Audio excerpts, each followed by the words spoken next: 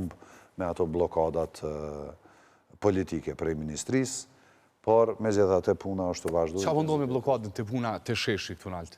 Absurditeti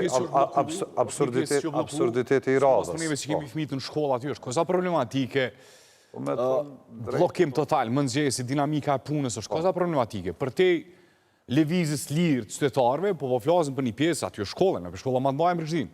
Dëgjam, për të paktën një 10-15 vjetë nuk po jam i sigurt sa ajo hapësirë ka qenë me vendim të kuvendit komunal e dedikuar si shesh, sepse nuk mund dedikush rrugës mjalon emrin shesh. Pra planet zhvillimore të viteve të kaluara, atë hapësirë e kanë dizajnu si shesh. Kështu që në aspektin ligjor, ajo është shesh.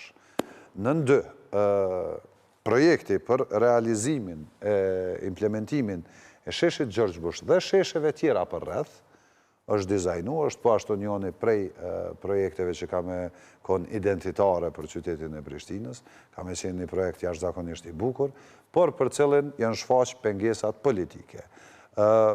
Pse janë shfaq pengesat politike? Duke u thirë fillimisht në objektet të cilat janë në mbrojtje, objekte sikur Hoteli Grand, Rektorati i Universitetit Prishtinës, si dhe Radio Prishtina. Natyrisht, ne nuk jemi për t'i sulmu për kundrazi, jemi për mi vendos me projektet mira edhe më në pa këto objekte identitare të qytetit të Prishtinës. Por, kur e kam pase realizimi sheshit edhe mund të marë formën kryesore, kanë dalë me një zbulim 3 që e kanë quajtur zona mbrojtëse qendrës historike, e cili dokument nuk është i aprovum kur, pra flasin me dronë. Kur nëzirë këtë dokument? Nuk është nëzirë kur këtë dokument. është dokument që diskutohet edhe është një hartë edhe ne jemi për mi përkra, edhe me ndërtu zonë mbrojtëse, edhe me... A që në zonë mbrojtëse pjesa shesh? Zona mbrojtëse nuk ka asete. Shërben si zonë për mbrojtje në qendrës historike. E di ku është qendra historike? është të kjo pjesa e vjetër e qytetit. Pra, ata propozimi është që edhe ajo pjesë të jetë në kuadrë të zonës mbrojtëse. Edhe ajo pjesë, edhe ne nuk kemi problem me atë punë. Por problemi është që ai dokument ende nuk është i aprovuar. Dhe ndalimi i punimeve është i kundërligjshëm prej Ministrisë të Kulturës dhe është politik. E mbi të gjitha, ata presin që Komuna e Prishtinës është politik për shkak kandidaturës Ajrullah Qikut. Po une nuk e dija ka me kandidaturë. Po i besu një politik, për dhe sa su një politik është duni me pas një argument, cëllë është ideja politike e kësaj. Nuk e di une kush ka me qenë kandidat i partive. Po flasëm, cëllë është ideja.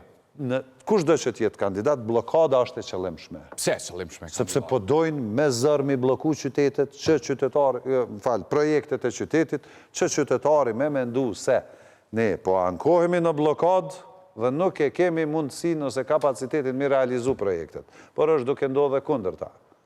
Se ata mu më kam bo, ngëm me vëmendje. Procedimën gjykat pse e konstru 4 cm asfalt në rrugën Agim Ramadani mrapa komunës. Apo më kuptan? Kush ka bo procedim për... Ministria e Kulturës. Për cëllën pjesë aksisht, për shka? A pëtina e rruga që u kone grëft edhe... Po. Për qatë pjesë më kam bo, ty u dashtë me marrë leje prej neve për më bo. Une, të me thonë, jëmë silë me bo. Une, jo... është pjesaj... Apo më kuptan? Ati kompetencë ati një komunë o buridet. Po, faliminderit shumë. Që është pyetja? Ata po dojnë pa i fitu zgjedhjet me qeveris me Prishtinën.